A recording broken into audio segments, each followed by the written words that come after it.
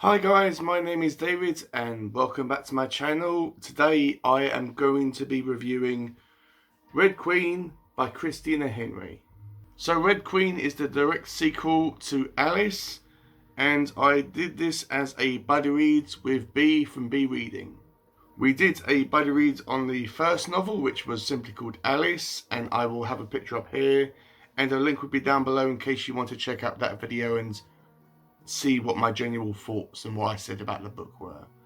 Overall, I really liked it. It was dark, it was really creepy and gory, and it touched on subjects that I felt that the book would have never gone anywhere near, such as sexual abuse and assault. So going into this book, me and B were extremely excited. We wanted to actually know where the story of these characters would go, and ultimately what Christina would bring to the table with her second book. So before I tell you what the story is all about, let's just go straight over to B now with her likes and dislikes for Red Queen. Hi folks, I'm B and I like reading. David was kind enough to agree to do a buddy read with me, not only for the first novel of this trilogy named Alice, but for the whole saga. So recently we read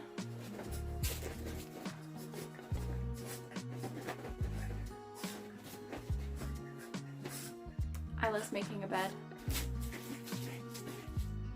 Are you done?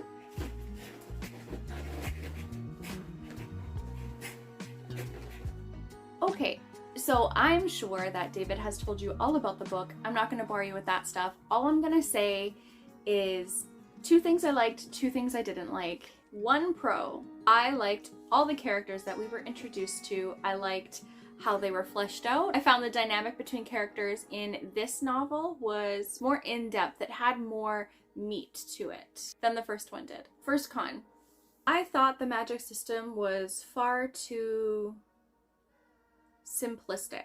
I would have liked the magic that was included in the book to be more magical, but mystical and mysterious. But I found it was more just placed in and no further thought was put into its limitations or boundaries or possibilities, or even the accessibility of it. Second pro, the pacing. The pacing was so fun. I found it less action-packed than the first one, but that has nothing to do with the pacing. The pacing was still constant, steady. I was never bored. There was never really a lull. I was always eager to come back to it, and I knew once I did come back to the book, I would be instantly taken away on the adventure again. Second con. My second con was actually one of the cons I had for the first book, and that is the boss battle. As with the first one, I found that the time we spend face to face with a boss was extremely limited. I dislike when you spend a whole story, I don't know, let's say 300 pages, building up this villain or these villains, and the interaction between our heroine and the villain or villains is 5 pages long. You know what I mean? It wasn't literally 5 pages long, but I found it to be a very short climax, and I would have, who doesn't like a longer climax? Thanks for listening to my quick spiel. I'll let you get back to David. David, thank you so much for reading this book with me. I can't wait for the next one. Bye. Thanks for that, B, and if you want to watch B's review video, I will have a link down below and it will take you right to her video, and also I will have a link down below to her channel, so please check out B. She is awesome. She is her videos are so awkward and funny, and her dog is so cute about how it really tries to distract her and be a nuisance, in the background. So her videos are interesting, I'll say that. So as I always say in all my videos, this is going to be a spoiler-free video, and this is going to be my own thoughts and feelings regarding not just Red Queen, but Christina Henry as an author. So Red Queen picks up right from where Alice, the first book, left off, where Alice and Hatcher are leaving their main city that they've been living in, and they have gone through a tunnel, and their main objective is to get to the outside worlds, which they think is paradise. They think it's going to be all like green meadows and rivers and lakes and trees, and they're going to be able to build a house and they're going to be living happily ever after.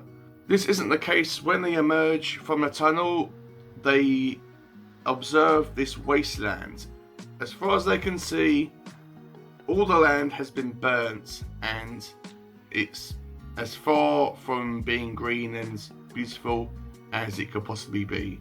They want to try to find Hatcher's daughter, Jenny, who in the first book, the rabbit said that he had taken her and left her somewhere, and they just basically want to try to find Jenny and reunite Hatcher with his daughter. So when Alice and Hatcher are in this wasteland, we are left with the question of what now? What happens next? Well, they are shocked to find that what they are led to believe isn't real.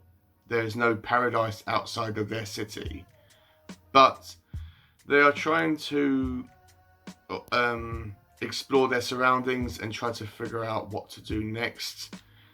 And they come across a small deserted town where everything has been set up. There's clothes everywhere, there is food laid out for them, but no one's around. So Alice and Hatcher, instead of trying to steal stuff, Alice says, no, we should do the right thing and we'll leave money, because they think that people have gone off and left the town and they don't want to be accused of stealing. So, but it's kind of weird, actually, it really is.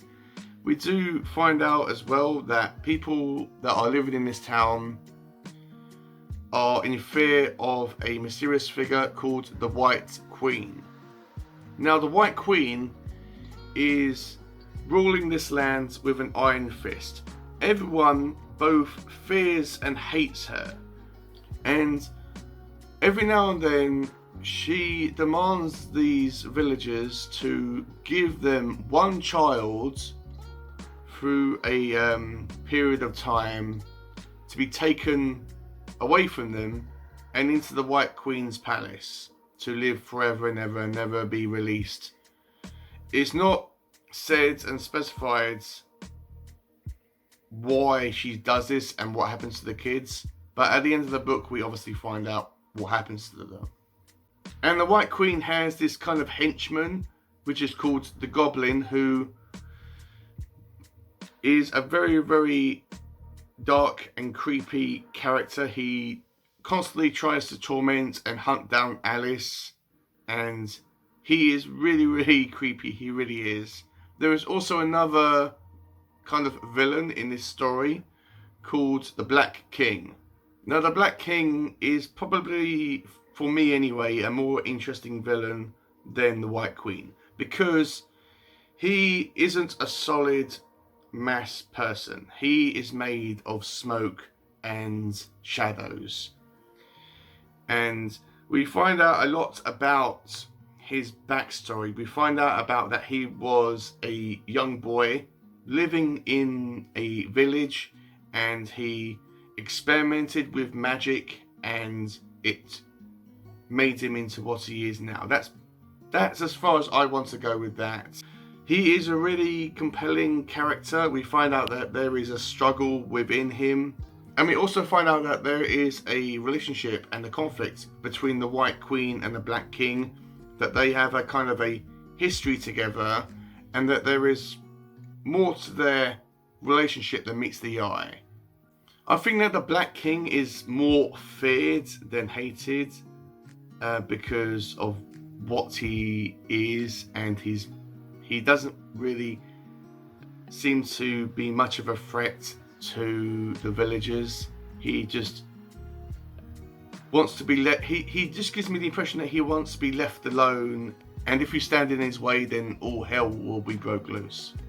So Alice and Hatcher are trying to figure out what to actually do, and when they are in a wooded area, Hatcher wanders off, and I don't really want to say he goes mad, but he wanders off and we don't see him for a large amount in this book. We do find out as time goes on what happens to him, but I don't want to say it because it's going to be a spoiler. So this book focuses mostly on Alice, and we find that she is trying to struggle with her magical abilities and powers. We find out that she has the ability to take a object, such as, I don't know, like a book, and turn this into something else, whether it's an item of clothing or something that she could eat. We don't really know exactly what her powers are. It's never laid down in black and white, simple terms, but she's trying to figure it out, and as the reader, we are trying to figure out what her powers are too. We also come across some giants who are massive. They aren't like anything else that you've seen or read about. These giants are massive. And we find out that they are very, very partial to eating humans. And we find out that there is a Pacific giant called Pen who is very, very sweet despite his need or want to eat Alice, but he kind of suppresses that need. But he is very, very sweet and caring and also protective about Alice as well. The White Queen is mentioned, as our main villain and our main threat, and she's mentioned throughout the book, but we don't physically see her until the very end of the book. Probably my biggest complaint about the book is that we don't spend a lot of time with the villain. She is mentioned throughout the book, yet, as I said, she is seen in flashbacks and in the distance, but physically, Alice and the White Queen don't physically interact with each other until the very end of the book, and even then it is very short. I would really suggest to Christina as an author that she focus on villain-hero interaction physically. There needs to be a big confrontation at the end. It doesn't have to be drawn out and long, but it does have to be a suitable length of the book, because you can't mention the villain throughout the whole book and have about 3 or 4 pages. I'm not saying that's why it was, but 3 or 4 pages where they have a interaction with each other at the end of the book. So Alice discovers that the White Queen is taking these kids, and she decides to put her foot down and go into the White Queen's palace, which we see because she hears all this screaming from children coming within the building itself, and she decides to go to a specific location where the kids have been left so the White Queen can take them away.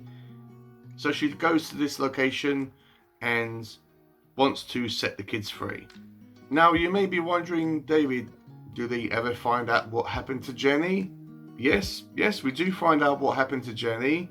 I won't say what it is because it is a massive spoiler, but yes, we do find out what happens to Jenny, but it was kind of overwhelming for me. I would have liked it to be a bit more detailed, but that is just my opinion on that subject. Hi guys, sorry, I forgot to mention another character in Red Queen, which was the title of the book, the character of the title of the book. Who is the Red Queen? Well, we find out that the Red Queen is the kind of other half of the White Queen. They kind of balance each other out, kind of like the yin and the yang. She isn't mentioned as much as the White Queen and the Black King, but we find out who the Red Queen is, but not to a massive extent as the other two villains. I wouldn't classify the Red Queen as a villain, as we don't find out much about her, but she is in this book and she does play a very pivotal role within the story. So I am going to rate Red Queen by Christina Henry a 4 stars out of 5. This was an extremely enjoyable book and I cannot wait to get to the third one, which is called Looking Glass. So that's it guys, that is my review on Red Queen by Christina Henry. If you have enjoyed this video, please give it a like, comment down below, let me know, have you read Red Queen or anything else by this author? If you have, comment down below and we can have a discussion about it. If you do talk about the story of Red Queen or Alice or both of them, and you do go into spoilers, then that's fine, just say spoiler in your comment and write whatever you want to write so people don't get spoiled. But let me know what your thoughts are on this book. If you have enjoyed this video as a whole, please consider subscribing to my channel, and if you do, please click on that bell as it will remind you whenever I upload videos, which are every Monday and Friday. I will have a link down below to Bee's channel, so please check her out. She is very, very unique and entertaining, and she really puts a smile on my face. She is so very nice. And as always, I will have a link down below to my Goodreads account in case you want to follow me or message me or whatever. And with all that out of the way, have a great day, read some awesome books, and I will see you all in my next video.